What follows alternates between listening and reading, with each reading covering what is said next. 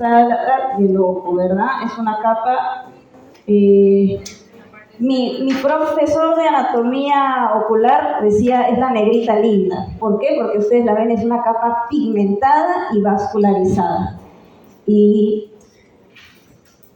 bueno, aquí les voy a pasar para que ustedes vayan viendo, se pasen entre ustedes un modelo. La uvea viene desde el iris, ¿no? El iris, luego está el cuerpo ciliar, ¿sí? Que está compuesto por dos partes, la pars plana y la pars plicata, y la coroides, ¿no? Que es la parte más posterior, ¿no? Este es el iris, este es el cuerpo ciliar y la coroides. De repente, acá, si quieren ver este modelo, ahí Basti, ¿me puedes ayudar aquí? Se pasan entre ustedes por un lado y por el otro lado para que vayan viendo. Yo me quedo con otras partes porque si no se van a desarmar. Pásenlo rápido, por favor. Ya. Muy bien, entonces aquí vemos nuevamente, este es un corte de un ojito, ¿sí? Corte anatómico donde está el iris, el cuerpo ciliar, que está compuesto por su pars plicata, la pars plana, y la coroides, que es esta parte posterior, ¿sí? Entonces, nuevamente más dibujos para que no se olviden, ¿sí? ¿Y por qué es importante? Porque vamos a clasificar a partir de esto las uveitis. Tenemos el segmento anterior que va desde la córnea, ¿no? Que, bueno, les he pasado ahí los modelos de los ojitos, la córnea, el iris, el cristalino, que es parte del segmento anterior, y tenemos el segmento posterior, donde está la retina, ¿verdad? La retina y el vítreo, que vendría a ser este gel que está en la parte posterior del ojo. Entonces, las uveitis, ya le vamos a mencionar la clasificación, pero se van a clasificar en anteriores, intermedias y posteriores, y para eso es importante saber la anatomía, ¿verdad? Nuevamente, para que no se olviden, ¿sí? Entonces, este es el cuerpo ciliar y esta es la coroides, no se olviden. Y tenemos un gran parecido, bueno, a los cerditos en cuanto a los ojos, ¿no? Sí, cuando estudiamos anatomía, utilizamos mucho especímenes de cerditos porque se parecen mucho, ¿no? Ay, muchas gracias.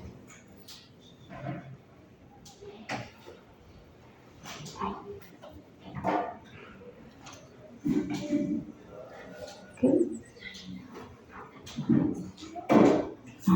Perfecto. Bien, ahora sí se nota mejor. Muchas gracias. Entonces, aquí vemos, ¿no? Otra vez para los que recién llegaron, el iris, el cuerpo ciliar y ¿cómo se llama esto? La coroides, ¿sí? Y estas estructuras que están aquí son las zónulas, ¿sí? El cuerpo ciliar está unido a estos hilos que lo que hacen es sostener el cristalino. El cristalino es una estructura, cuando somos jóvenes, cuando recién nace la persona y cuando es joven todavía, es muy flexible, ¿sí? Y eso permite, ¿qué cosa? La acomodación, para que ustedes puedan ver de cerca, ¿no? Y en este caso se hace más gordito el cristalino y para que ustedes puedan ver de lejos, ¿no? Se relaja el músculo ciliar, ¿no? Y tenemos aquí estas células que sostienen el cristalino, ¿no? Son hilos que jalan justamente esas estructuras para que puedan modificar sus dimensiones, su estructura. Y hasta ahora no ha podido ser, digamos que reemplazado totalmente, ¿no? Porque los lentes intraoculares no pueden reemplazar esa función del todo. Y bueno, nuevamente para que no se olviden de la uvea, la capa vascularizada y pigmentada del ojo, ¿no? Y este es el segmento anterior y por aquí vendría el segmento posterior, ¿sí? Nuevamente para que ustedes lo vean, la pars plicata mide 2 milímetros, la pars plana 4 milímetros y es un punto de referencia esta pars plana porque aquí es donde se colocan las inyecciones intravítreas. Nuevamente, este es un corte histológico donde podemos ver aquí la córnea, podemos ver aquí el iris. El iris tiene un epitelio pigmentario posterior, así tengan iris claro algunas personas, esto siempre va a ser pigmentado y normalmente no se ve, está oculto, pero en ciertas patologías esto se va a venir para adelante, ¿no? En ciertas patologías inflamatorias. Y aquí está el cuerpo ciliar con su músculo ciliar, ¿no? Y esta estructura se llama sulcus, y aquí es donde se une hacia las zónulas. Aquí vemos el cristalino. Sí, el cristalino es una estructura que está encapsulada. Las proteínas que están aquí están aisladas inmunológicamente. Es por eso que cuando hay una lesión, esto desata una reacción antígeno-anticuerpo que hace pues que el ojo se inflame. El ojo también, así como hay una barrera hematoencefálica, una barrera placentaria también, hay una barrera también hematorretiniana, ¿no? ¿Sí? Y justamente aquí estas estructuras están aisladas, ¿no? Apenas hay contacto con este tipo de proteínas, se desata una reacción inmunológica.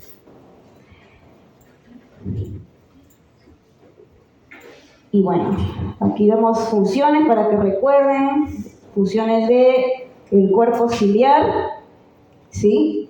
Acomodación, producción de humor acuoso, y facilita también el flujo del humor acuoso, ya que en esta estructura que está aquí, que es el ángulo camerular, ahí es donde se filtra el humor acuoso, ¿sí? Esta estructura tiene que estar abierta, seguro ya han llevado sus clases de glaucoma y ya entienden mejor esto. Aquí vemos la circulación también, ¿no? Aquí vemos que de la rama de la arteria oftálmica se van a desprender algunas ramas arteriales. Tenemos aquí las arterias ciliares cortas posteriores, que son múltiples arterias, en unas 10 que perforan la parte posterior del ojo, alrededor del nervio óptico, y se van a unir formando aquí esta estructura que es la coroides.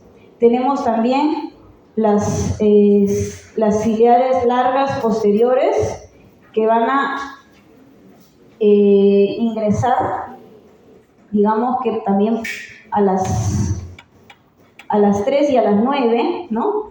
Digamos viendo el globo ocular por la parte posterior, y no se van a fusionar a la coroides, sino que se van a ir hasta adelante y se van a fusionar aquí en la parte, el círculo anterior mayor del iris, y la circulación de acá viene a partir de los músculos extraoculares, ¿no? De los músculos que están ahí alrededor del ojo. Los músculos extraoculares van a tener también sus ramas ciliares anteriores que van a penetrar el ojo. Entonces, aquí tenemos la última capa. Pasen, chicos, llegan tarde, pero bueno, ya estamos avanzando. Ya hemos pasado lista. Entonces, aquí tenemos la coroides, ¿no? Que es la parte más posterior de la uvea, que está compuesta por la capa más finita y fenestrada, que es la coriocapilaris. Aquí hay capilares fenestrados que van a servir de alimentación a la retina. Tenemos unos vasos ya de calibre un poquito más grande, ¿no? Medianos, y otra capa que es la capa de Haber, que tiene vasos mucho más grandes. Entonces, ¿por qué es importante? Aquí la coroides, la capa de corio capilar, específicamente porque va a dar 1/3 de la circulación de la retina, desde la capa plexiforme externa, que es esta,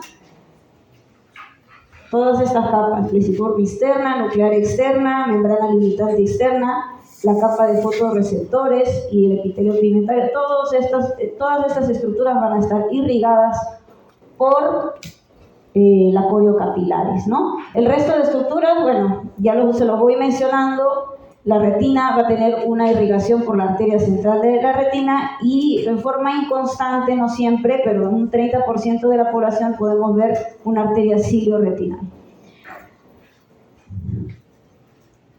Y bueno, se me fue para acá.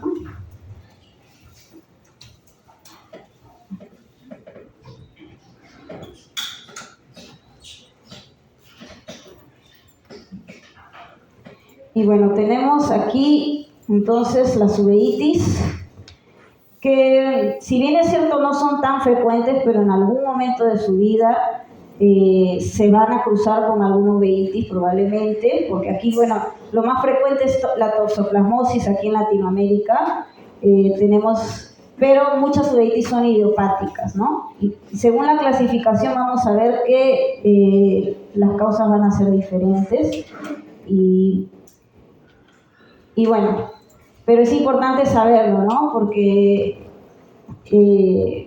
van a formar parte de muchas enfermedades sistémicas que, sea la especialidad que ustedes tengan, van a tener que considerar estas patologías, ¿no? ¿Y por qué es importante saber? Porque causan el 10% de la discapacidad visual y 35% de estos pacientes van a tener ceguera legal. Entonces es importante diagnosticar estas enfermedades a tiempo, ¿no? Y las uveitis solo, en general, solo forman parte de un síndrome, porque en realidad hay que ponerle nombre y apellido, que es lo que ahora vamos a aprender, para poder, a partir de eso, identificar la enfermedad, la etiología que está causando esta uveitis. Y bueno, el uveólogo, porque es una subespecialidad dentro de la oftalmología, el uveólogo es un médico internista disfrazado de oftalmólogo, ¿no? ¿Por qué? Porque tiene que estudiar toda la parte sistémica de este tipo de pacientes, ¿no? Y por eso es importante, pues, hacer todas estas preguntas, ¿no? Que ustedes siempre le van a hacer a sus pacientes, considerar desde la edad, el género, la raza, ¿no? ¿Quién es esta persona? ¿Cuánto tiempo es que viene padeciendo este compromiso ocular, ¿no? Si es agudo, si es crónico, ¿dónde, ¿no? Si es un solo ojo, si son los dos ojos, asimismo, ¿qué parte del ojo se está afectando? Si es segmento anterior, ¿no? Si es una uveitis intermedia, que ahorita vamos a ver de dónde a dónde abarca esto, una uveitis posterior, ¿no? Toda la parte posterior del ojo, o es una panuveitis, ¿sí? También hay que clasificarla como granulomatosa o no granulomatosa, ¿no? Y bueno, hacer todo un examen completo, ¿no? No solo examen oftalmológico, y también ver antecedentes, ¿no? Medicamentos, efectos secundarios, si es que ha estado recibiendo algún otro tratamiento, ¿no? Y esto me va a permitir tener un diagnóstico, digamos así, algo así. Por ejemplo, una panuveitis de tipo granulomatosa, que es crónica, unilateral. Y si no siempre tenemos la causa, pero por ejemplo, en este caso, Mycobacterium tuberculosis.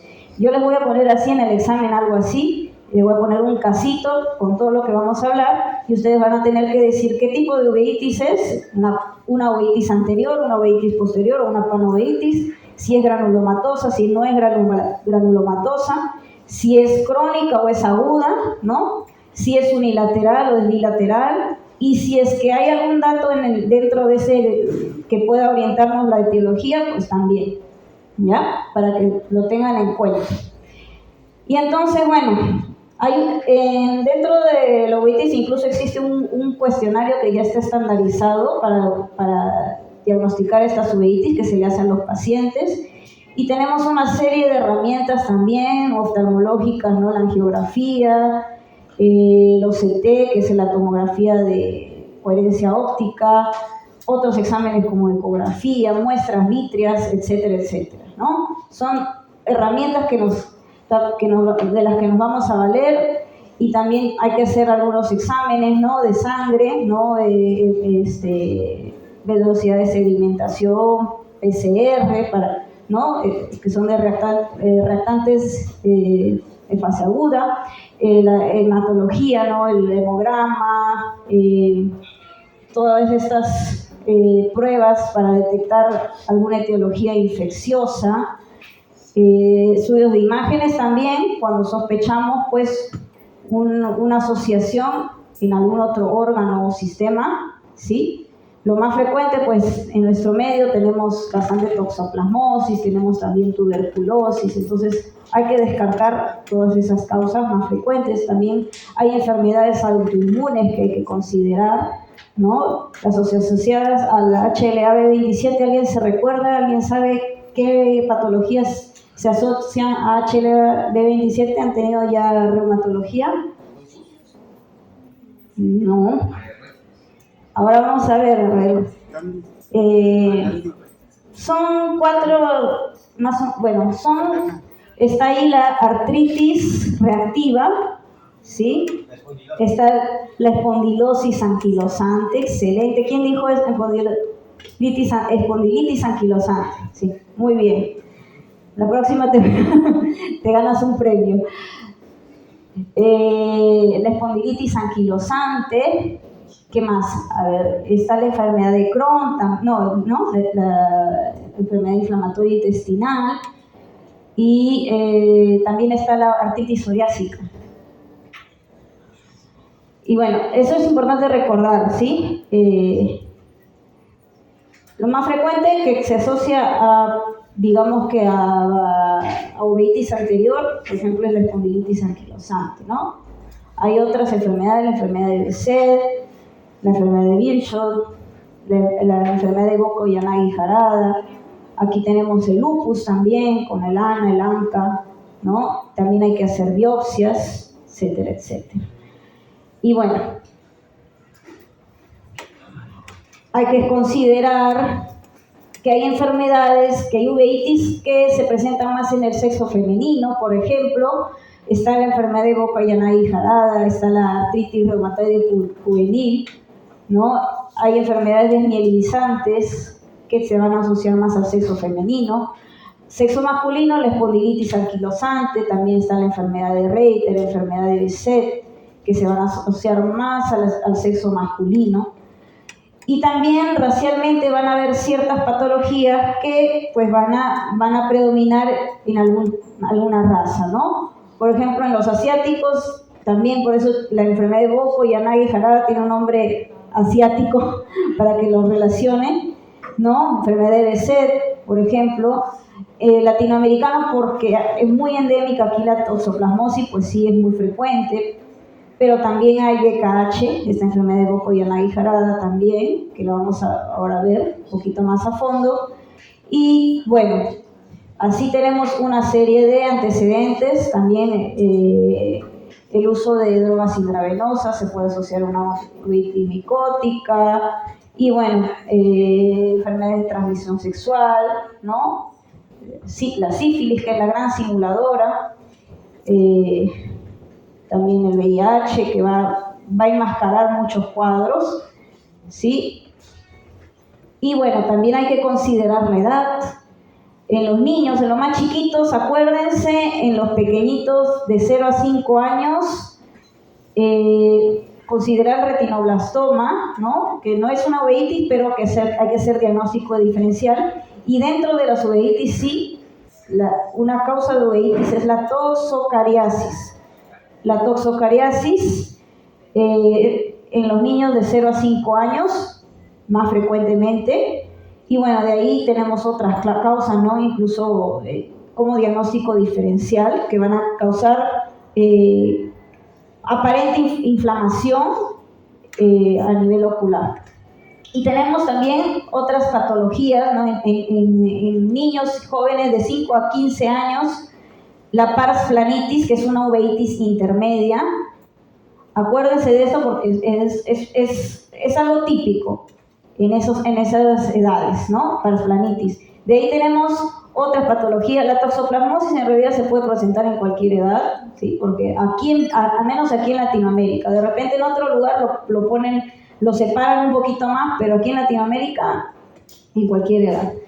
Y más grandes, podemos ver una necrosis retinal aguda, uveitis anterior idiopática, espondilitis anquilosante, etcétera, etcétera.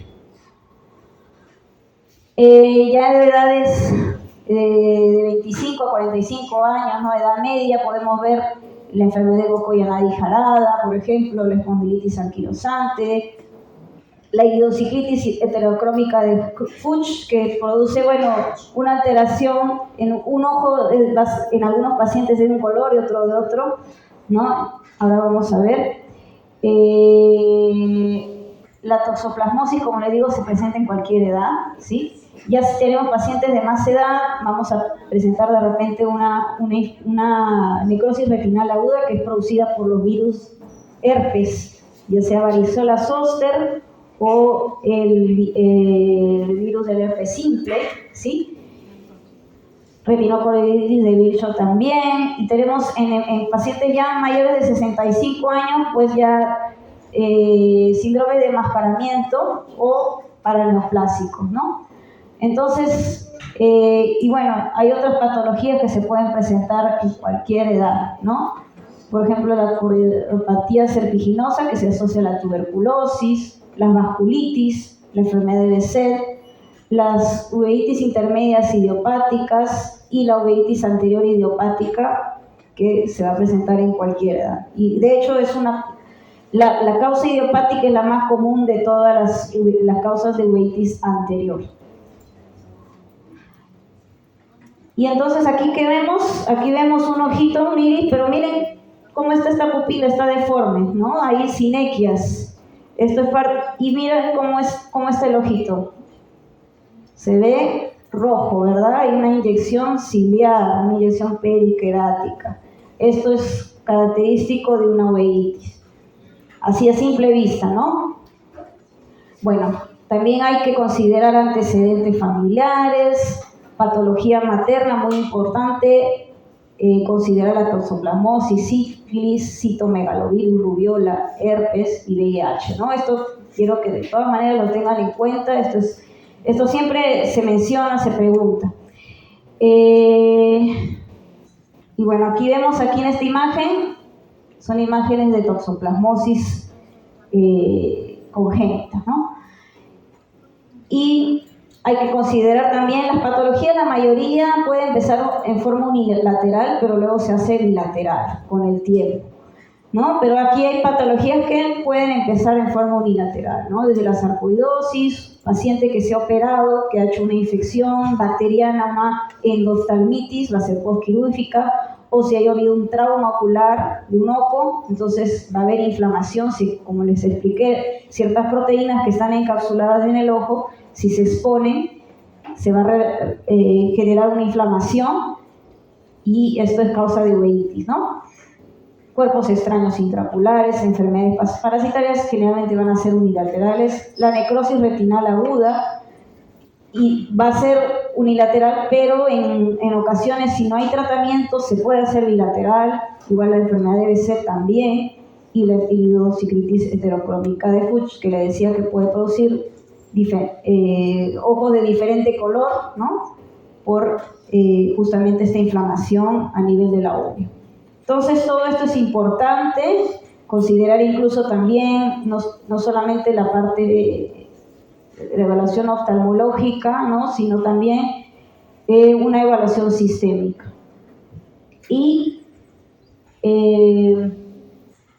¿cuáles son los síntomas de una uveitis? Pues no siempre da muchos síntomas, pero lo típico, ya habíamos visto la inyección ciliar, va a haber un poco de lagrimeo, algo característico es la fotofobia. Estos pacientes no van a tolerar la luz, ¿sí? La fotofobia. Si es que hay un compromiso de la parte posterior del ojo, del vitrio, ¿sí? Del vitrio va a haber miodesopsia, ¿no? Las moscas volantes, visión borrosa. Y el dolor no siempre se presenta, pero a veces se asocia a elevación de la presión, que ya vamos a ver en qué casos, porque en la mayoría de casos de la uveitis la presión no se eleva, la presión baja, en la mayoría de casos. Pero en algunos casos donde ahí hay cronicidad o ya hay presencia, de, por ejemplo, de un virus herpes, se va a elevar la presión. Y bueno, compromiso de la córnea, lo típico, los precipitados corneales, que ahorita vamos a ver imágenes, ¿no? Que son depósitos celulares allí en el endotelio corneal, que es la capa, si tenemos acá en la córnea, ¿no? Esta es una córnea, el endotelio va a estar por dentro, ¿no? La parte más interna, y ahí se van a depositar estos precipitados, ¿no? Que está compuesto de proteínas, de pigmentos, ¿no? En la zona media inferior de la córnea. Y aquí tenemos unos precipitados que son más finos y estos precipitados que son más gruesos, ¿no? En grasa de carnero. Estos se llaman depósitos en grasa de carnero que caracterizan a las uveitis granulomatosas. Si son finos, es no granulomatosa. Y si hay depósitos en grasa de carnero, pues estamos hablando de una uveitis granulomatosa. Aquí tenemos también entonces una queratopatía en banda, que es esto, que son depósitos ya más externos, cálcicos, ¿sí? Y aquí tenemos también otros fenómenos que se van a producir, ¿no? El fenómeno de Flair y de Tyndall. A ver, quiero que vean qué es esto, ¿sí? Aquí vemos estas células que están flotando, ¿no? Este es el fenómeno de Tyndall. ¿Sí? ¿Lo ven aquí? Esto también se va a cuantificar y nos va a servir para ver si es que la enfermedad está mejorando, está empeorando, o si ha habido una remisión o una recaída. ¿Sí? Y este otro se ve como humo, ¿no? Es el fenómeno de Flair. ¿Lo ven mejor aquí? Como humo, y esto que está flotando es el fenómeno de Tyndall. Y esto va a caracterizar a las uveitis anteriores, también se va a presentar en las otras uveitis también, pero en el compromiso de la cámara anterior, pues vamos a encontrar esto. ¿Sí? Esto es un fenómeno de Flair o Tyndall. Flair, muy bien. Y también hay una clasificación, no se la tienen que aprender, solamente tienen que saber que esto se puede cuantificar con el fin de ver si el paciente está mejorando, está respondiendo al tratamiento, o si hay una recaída por reaparición de estas células, ¿no?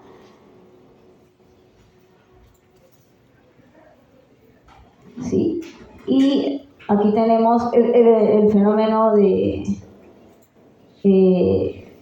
Flair y de Tyndall, ¿no? Los dos. Y también la cavidad vítrea también va a tener que también clasificarse según el grado de turbidez, ¿no? También tenemos aquí otra clasificación más. Otra cosa que es importante es diferenciar. Esto es un ifema que, bueno, se produce por algún traumatismo o consecuencia de una neovascularización que vemos aquí. Ha habido un sangrado. Y este es muy diferente a esto. Esto es, en las uveitis podemos encontrar un pseudohipopium. Y un hipopium se presentaría más en una patología bacteriana. ¿Sí? Es pus el hipopium. Pero en el pseudohipopium va a ser muy parecido, solamente que aquí es un depósito más que todo de proteínas, ¿sí? No hay aquí un compromiso bacteriano. Y digamos que va a ser menos móvil, va a ser más estático, ¿no? Se van a depositar ahí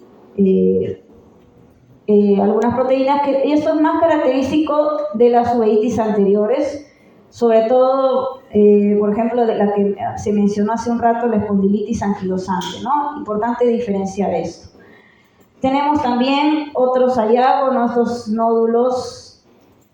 nódulos de Kep, nódulos de Busaka, que están, lo de Kep está en el borde de la pupila, de lo de Busaka está un poquito más en el estroma iridiano, ¿sí? Y todo esto que hemos mencionado, ¿no? Desde la inyección ciliar, el efecto Tyndall, el efecto Flair, los nódulos, los precipitados retroqueráticos, todo esto forma parte de la uveitis anterior, ¿sí?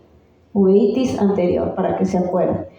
Entonces, aquí vemos también otra cosa, las sinequias. Las sinequias del iris al cristalino son sinequias posteriores, y si las sinequias se producen del iris hacia la córnea, o sea, hacia adelante, son sinequias anteriores. Y cuando estas sinequias están 360 grados, se llama seclusión pupilar. Así es. Y también va a haber opacidades de la cápsula, vamos a ver cataratas, ¿no? Como consecuencia de una serie de patologías, ¿no?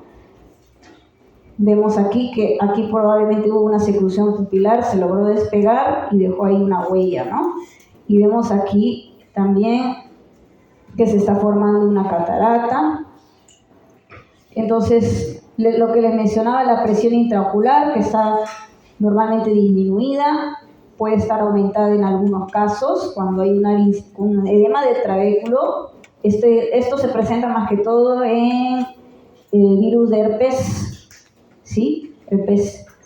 Y las uveitis crónicas me van a producir pues también seclusión pupilar, sinequias anteriores, neovasos, ¿no? Por toda la inflamación, o también puede haber sangrados y femas, y eso también puede elevar la presión, ¿no? Normalmente si es aguda va a ser la presión disminuida, a menos que sea una causa herpética, ¿no? Y si es crónica puede haber ya presión alta. Entonces, aquí vemos también compromiso del vitrio. ¿Cómo se manifiesta el compromiso del vitrio? Bueno, vemos acá que no se pueden distinguir bien las estructuras de la retina, los vasos, porque hay una turbidez del vitrio, ¿no? El vitrio, que es el gel que está en la parte posterior, está turbio. Y vemos aquí también, aquí unos focos, ¿no? de coroiditis, ahí en la retina. Y bueno, también hay una clasificación para esto, ¿ya?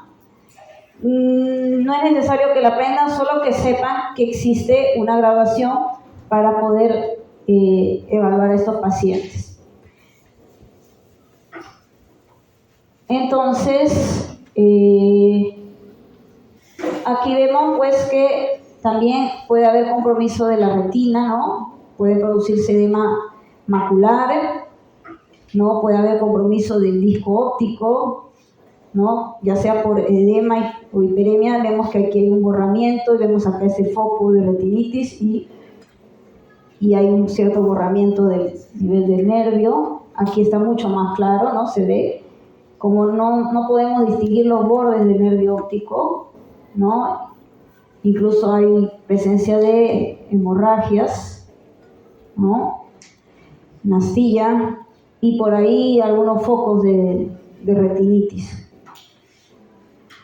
Aquí vemos un caso de esto, lo que les mencionaba, la toxocariasis. ¿En qué grupo etario es más frecuente? En niños pequeños, ¿no? En niños pequeños.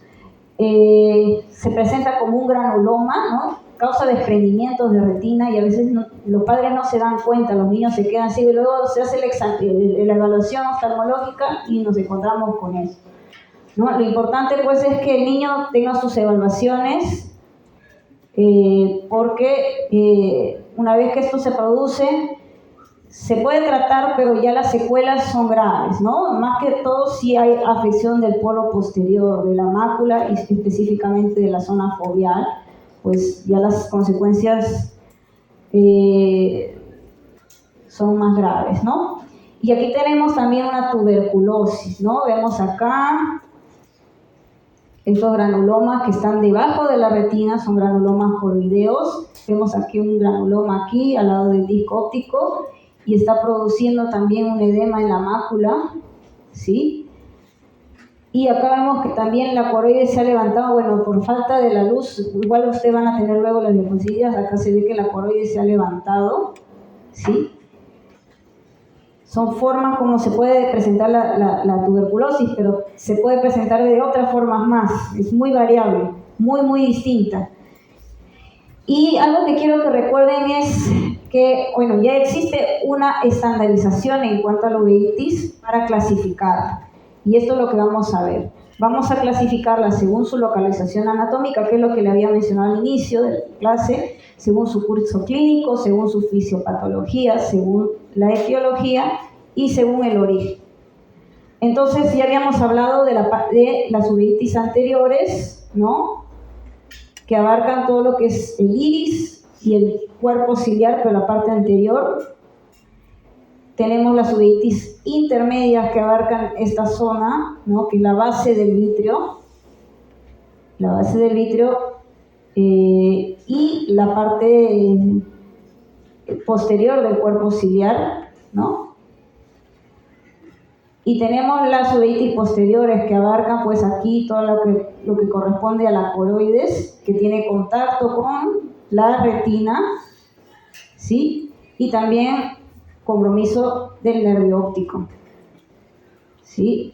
Entonces aquí tenemos nuevamente, por eso lo voy a repetir 1000 veces para que se lo graben: uveitis anterior, intermedia, posterior, y si hay un compromiso de todo el globo ocular es una panuveitis, ¿no? Por ejemplo de panuveitis, las endoftalmitis que comprometen todo el ojo, ¿no? La endoftalmitis bacteriana después de un trauma ocular, después de una cirugía. Y bueno, aquí vemos una uveitis anterior, ¿no?, que se ha producido por un rechazo a un trasplante de córnea. Aquí vemos el trasplante de córnea, ven aquí las suturas, y vemos estos precipitados retroqueráticos, ¿no?, que están aquí, ¿no? Esto es una uveitis anterior. Puede ser iritis, ciclitis anterior, porque el cuerpo ciliar se ha inflamado de forma muy puntual, o una iridociclitis, ¿no?, después de un trauma, por ejemplo. Y ya habíamos mencionado, ¿no?, los síntomas: fotofobia, dolor, ojo rojo, pero aquí recordar que es la más frecuente, ¿no? La uveitis anterior de todas maneras se van a cruzar con una uveitis anterior, normalmente es idiopática, ¿ya? Y si no es idiopática, la siguiente causa es asociada a HLV27, ¿no? Lo que había mencionado, las espondilitis anquilosantes, por ejemplo. Entonces, esto abarca pues todas estas estructuras del segmento anterior, ¿no? Córnea, un rocoso, iris cristalino, cuerpo ciliar, pars plicata. La pars plana ya forma parte de las uveitis intermedias. Aquí vemos otras causas, ¿sí? No se olviden, las asociadas a HLV-27, apréndanse esto, de repente lo pregunto. También aquí está el virus del herpes, tanto zóster como simple, ¿no? Tipo 1 y tipo 2, enfermedad de Becet, artritis juvenil, iridociclitis heterocrómica de Fuchs, sarcoidosis, sífilis y crisis leucomatociclítica. De todos estos, pues quiero que recuerden que es idiopática mayormente, las asociadas a HLA27 y las asociadas a herpes. Esas quiero que recuerden más porque es lo más frecuente. Y siempre en uveitis anterior pensar en toxoplasmosis, no se olviden, ¿eh? Porque toxoplasmosis en nuestro medio, estamos en Perú y en Latinoamérica, es más frecuente. Otras causas, aquí pueden encontrar otras causas que las pueden revisar, aquí se las dejo, ¿ya? Bueno, todo esto abarca las uveitis anteriores. No se olviden, un pseudohipopio, que hay aquí, precipitados retroqueráticos, y aquí ¿qué hay? Unas sinequias posteriores, ¿no? Sinequias posteriores. Muy bien, uveitis intermedia. Los uveitis intermedia abarcan desde el cuerpo ciliar, la parte posterior del cuerpo ciliar, por eso produce una ciclitis posterior, y la parte anterior, la base del vítreo, por eso producen el vítreo, digamos que está dentro de una bolsita que es la hialoides. Es una capa muy finita. Entonces ahí la hialoides anterior se puede inflamar y eso produce hialitis, y también retinocoroiditis basal, o sea, la retina que está más anterior, casi al borde, también se va a inflamar, ¿no? En las uveitis intermedias.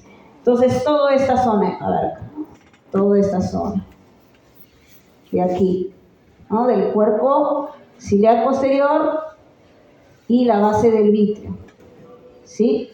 Toda esta parte. Acá vemos la membrana hialoidea, que está transparente, y esta parte abarca las uveitis intermedias, para que no se olvide.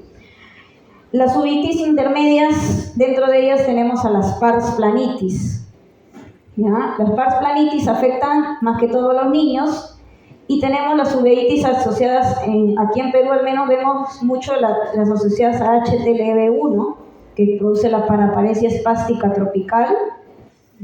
No sé si habrán escuchado ya de esa enfermedad, pero aquí en nuestro medio sí se presenta, y es causa de uveitis intermedia en adultos jóvenes, ¿sí? Y puede presentarse bilateralmente en un 80%. De ahí tenemos otras causas, ¿no? Idiopática, sarcoidosis, esclerosis múltiple. Entonces, estas como van a estar en el base del vítreo, van a producir visión borrosa, moscas volantes, ¿no? Y yo quiero que vean aquí esto que es un banco de nieve, ¿no? Miren cómo se pone blanco aquí, la base del vítreo. Y bien, estas son pelotitas que están flotando, ¿no? Son las snowballs, que son son como bolitas de nieve que están flotando. Las bolitas de nieve o los bancos de nieve caracterizan a las uveitis intermedias, ¿sí? Y bueno, acá vemos todas las causas que pueden haber. Aquí vemos una pars planitis que yo dije que se presentaba en niños, ¿sí? En niños. Vemos aquí que también va a haber compromiso de la parte anterior, pero no es lo principal, ¿sí? Vemos que sí hay una seclusión pupilar y ustedes pueden decir, entonces eso es una uveitis anterior. No, ¿por qué? Porque aparte de eso, este niño resulta que tenía compromiso de acá del vítreo anterior, ¿no?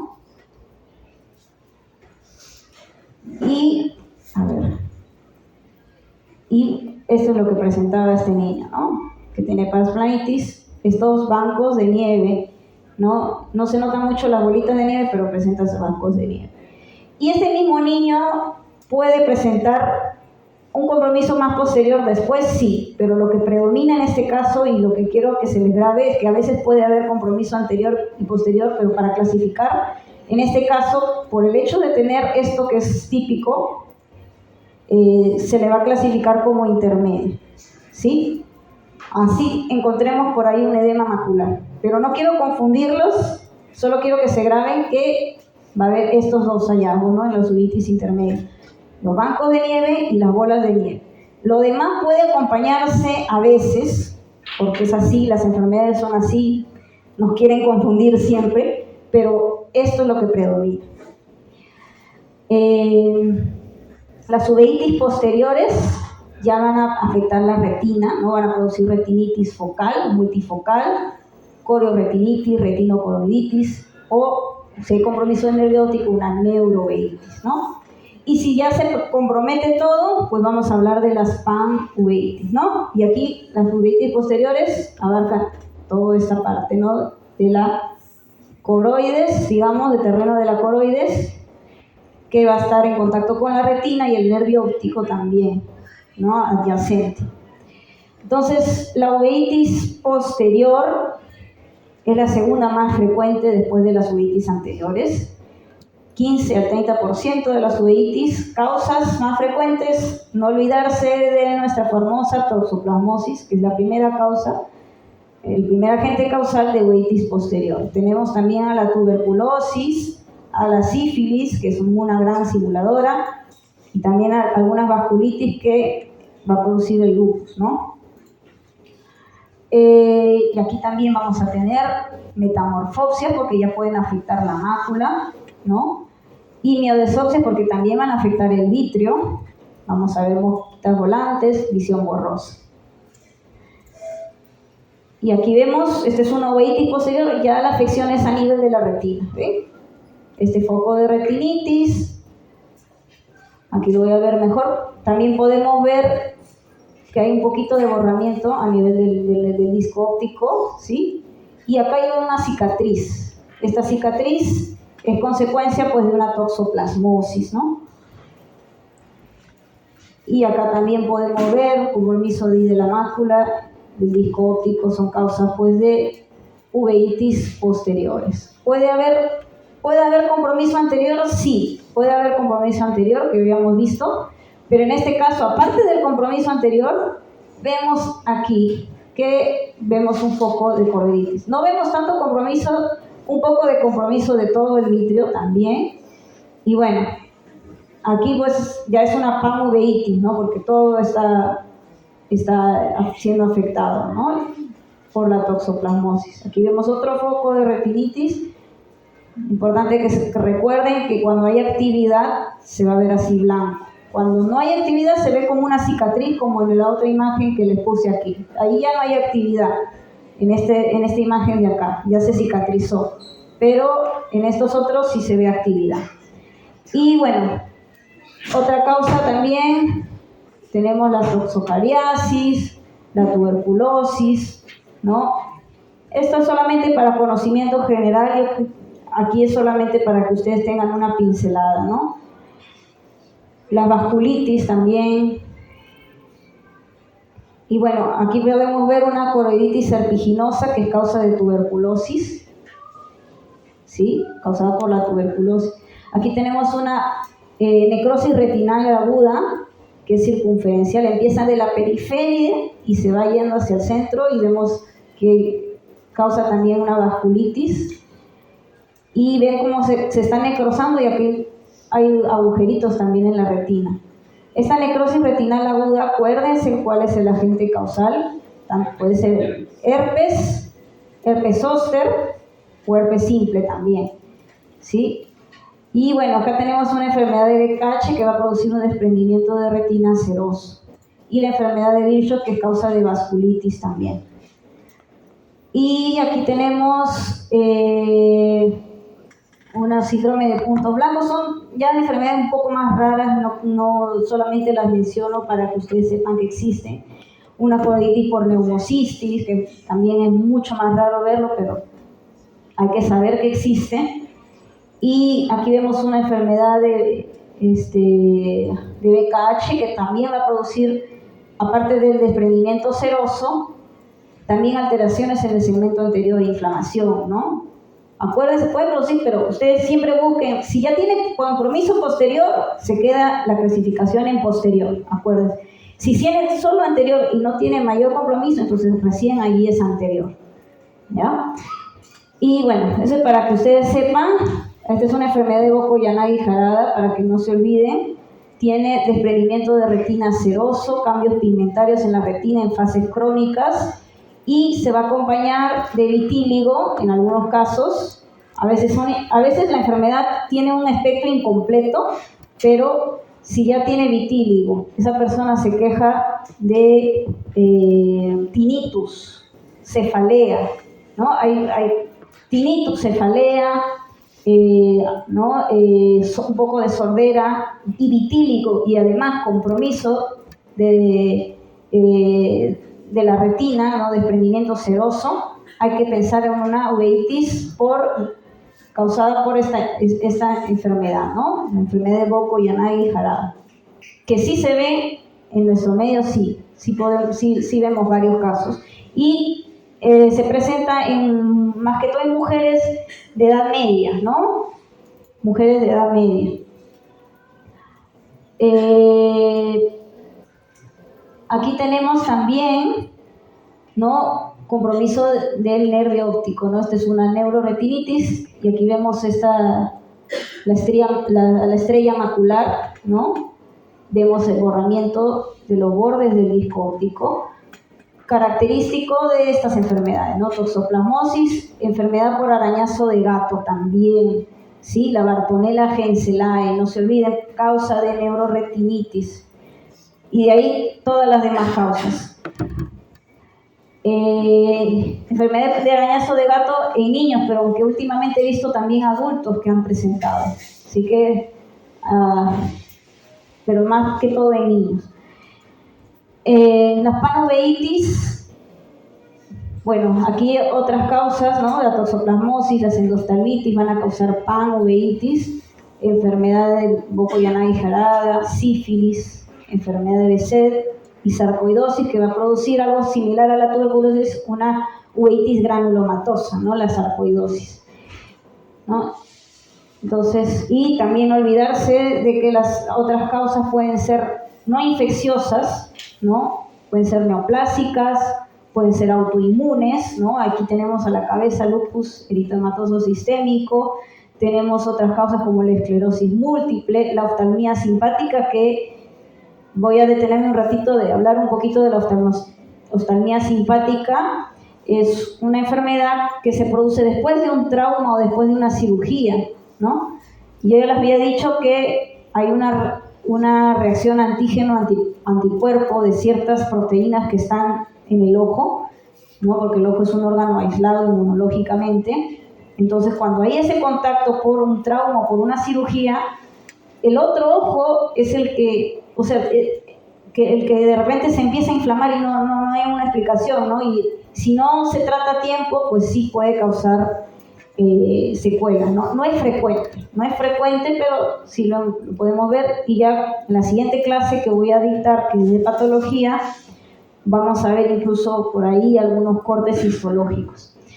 Y bueno, recordar esto entonces, este cuadrito, ¿sí? Nuevamente se lo pongo para que no se olviden, recordar esto, recordar de repente por ahí algunos ejemplos, ¿sí?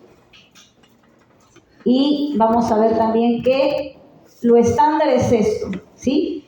Lo estándar en cuanto al tiempo, ¿sí? Es este cuadrito que les voy a presentar aquí, ¿no?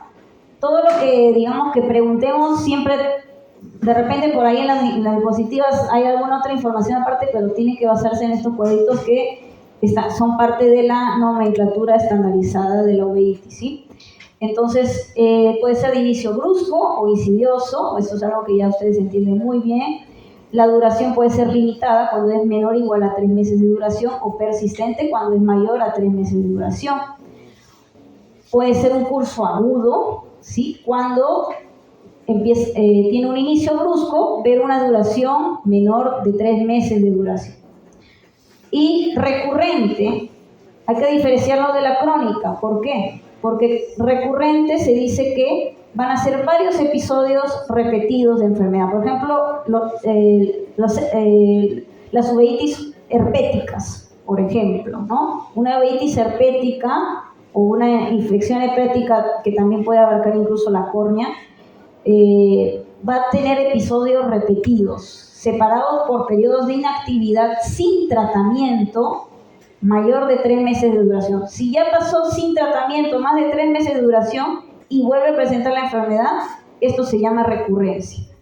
No hablamos de una enfermedad crónica, sino una enfermedad recurrente. Y si este paciente presenta, por ejemplo, se le da un tratamiento, ¿no? Pero vemos que va bien, descontinuamos el tratamiento y presenta al poco tiempo la enfermedad nuevamente, ¿no? Empieza a tener un poco de Tyndall, empieza a tener un poquito de, por ejemplo, de líquido ahí debajo de la retina, ¿no? Que ahí un desprendimiento seroso. Entonces ahí hablaríamos de una uveitis crónica, ¿no? Porque es una uveitis persistente, pero la recaída se ha producido en menos de 3 meses luego de descontinuar el tratamiento. Un ejemplo, la enfermedad de Boko-Yanagi-Harada, por ejemplo, ¿no? Entonces, aquí vemos más ejemplos. Esto no tomen acá porque esto no forma parte de la clasificación estándar, pero sí los ejemplos para que los tengan en cuenta, ¿sí? Los ejemplos de las enfermedades que se hacen mención. ¿no? ¿Quiénes son agudas? La espondilitis anquilosante va a producir una uveitis aguda, la idiopática normalmente es aguda, ¿no? La toxoplasmosis puede ser aguda e incluso subaguda. Las endoftalmitis es muy aguda, ¿no? Un inicio agudo. Las necrosis retinal aguda van a producir uveitis aguda, ¿no? Y bueno, los síndromes de puntos blancos, que son enfermedades ya mucho más raras. Y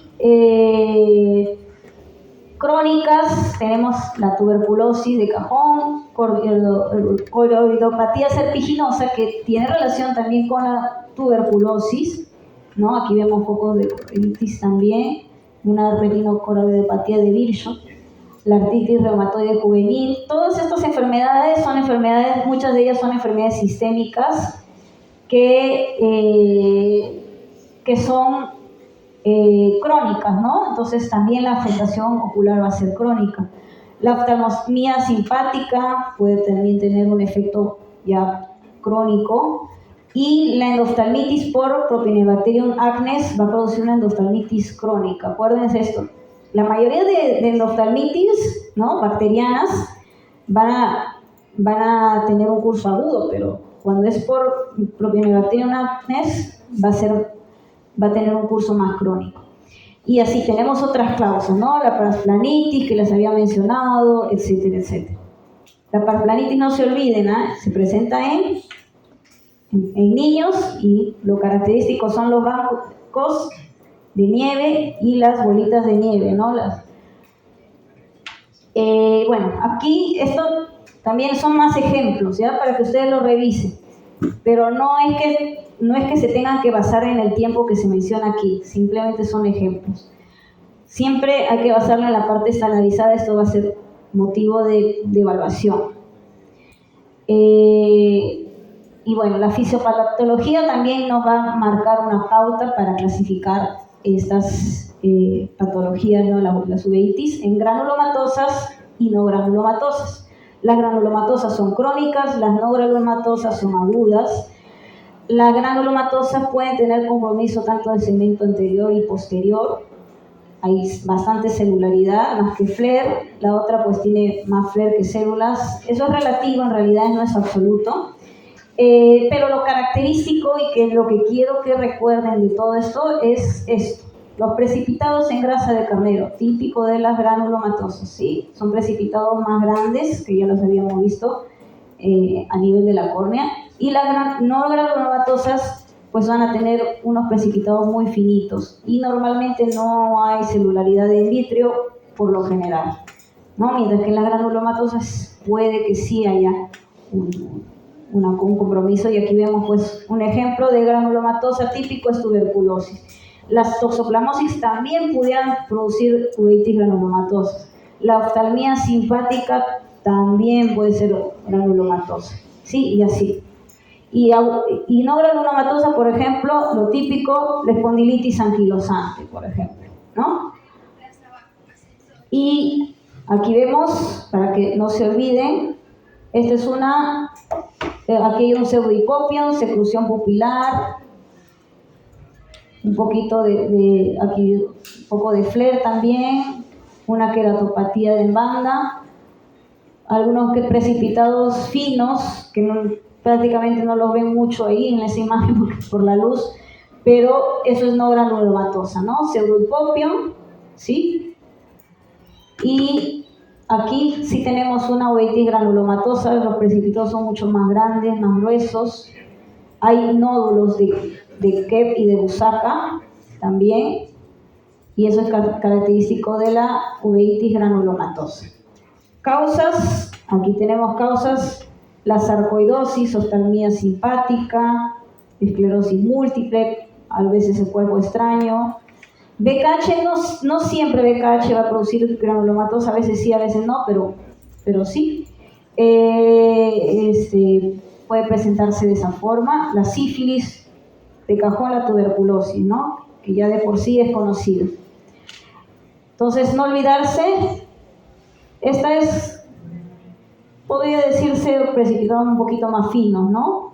No granulomatosa, pero estos son gruesos, estos también son gruesos. Formarían parte de una uveitis granulomatosa. Aquí, ¿qué vemos estos nodulitos? ¿Este granulomatosa o no granulomatosa? Acá tiene su precipitado, pero tienen los nódulos, ¿no? Puede ser una granulomatosa. No todo es absoluto, ¿no? Pero digamos que va a haber ciertos datos que nos van a orientar. Acá los precipitados son más finos, este es no granulomatosa, y aquí también no granulomatosa, y aquí, bueno, las sinequias.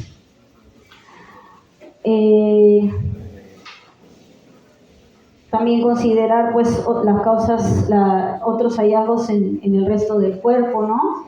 Por ejemplo, aquí, la artritis reactiva, que hay úlceras, ¿no? Úlceras orales también en lupus, ¿no? Artritis reumatoide, el PPD, lesiones en piel en cuanto a la sífilis, LCH, el eritínigo, también puede haber poliosis o alopecia, ¿no? Tenemos también aquí otros hallazgos a nivel sistémico que no hay que olvidar, ¿no? Considerar, por ejemplo, algunas vasculitis, ¿no? Como la enfermedad de Wegener, ¿no? Que también hay que descartar en algunos casos de vasculitis. También se pueden asociar a compromiso ocular, ¿no? Y otros hallazgos a nivel sistémico, ¿ya? Este es el síndrome de Raynaud en el ES, ¿no? Con el que el dedo está todo pálido, ¿no? Y bueno, vamos viendo entonces también las causas infecciosas y no infecciosas, más que todo ya orientado a la etiología, ¿no? Ya sea virus, bacterias, hongos, protozoarios, parásitos. Y finalmente acá, puede ser causa endógena o exógena, ¿no? Exógena cuando hay un agente externo, por ejemplo, heridas accidentales quirúrgicas, o puede ser que el paciente ya haya tenido una infección latente que luego se haya manifestado a nivel ocular, ¿no? Ya sea por todas estas causas, ¿no? Bacterias, virus, hongos, o no infecciosas, ya sea trastornos autoinmunes, neoplásicos, traumáticos, causas inmunológicos en sí, pero inflamatorios, ¿no? Y aquí vemos una oftalmía simpática después de un trauma. Miren esta reacción que se produce, y se produce en el otro ojo, acuérdense, en el otro ojo. Después de un trauma en un ojo, el otro ojo es el que se inflamó.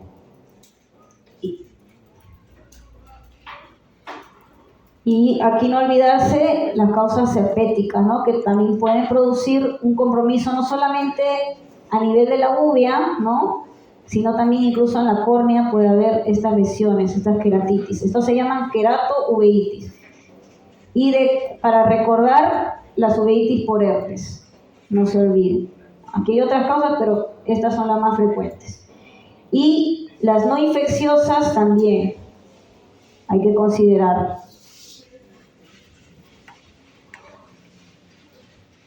Más queratoveitis herpética, que acá también es una queratitis disiforme. En el caso de la herpética puede producirse así, estas lesiones así como parecen ramificaciones, ¿verdad? Pero también pueden producirse estas lesiones que causan edema y que finalmente causan una cicatriz en la córnea, ¿no? Una queratitis disiforme. Y también puede haber compromiso a nivel de la esclera, ¿no? Que es la capa más externa, digamos, puede haber un compromiso escleral, esas son las llamadas escleruveitis, ¿sí? Y todas estas son las causas. Puede haber también uveitis y glaucoma, ya les había mencionado, acordarse, ¿no? De todas estas causas, sobre todo del herpes. Y bueno, aquí vemos, este cuadrito es un resumen, ¿sí? Para que se acuerden, la causa más frecuente es de uveitis anterior, idiopática, uveitis posterior, toxoplasmosis, y tanto la clínica, ¿sí? Acá, bueno, mencionamos tratamiento. Normalmente la sinusitis se tratan con hidriáticos, ¿sí? Aquí tenemos la tropicamida, la atropina, ¿sí? Corticoides tópicos, ¿no?